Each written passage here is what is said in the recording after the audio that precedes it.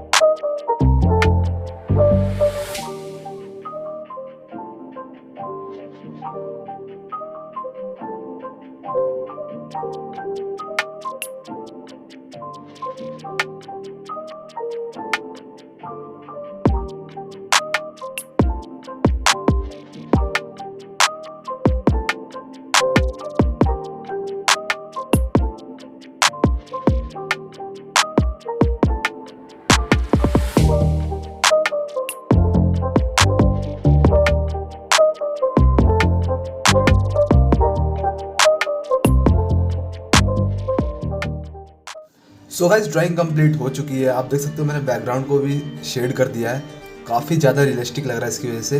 अभी इसमें थोड़ा सा हाईलाइट देना रह गया है आइज़ में एंड क्लॉथ में। सो उसको मैं फिक्सेटिव स्प्रे करने के बाद यूज़ करूँगा। सो जैसा कि मैंने कहा था, एक लास्ट चीज़ जो रह गई है उसको मैं पूरा करने जा रहा हूँ। सो आप यहाँ पे देख सकते हो ये जो आई में वाइटनेस है एंड ये जैकेट की जो चैन है, इसमें मैं इसका यूज़ करने वाला हूँ। सो करते हैं इसको फटाफट।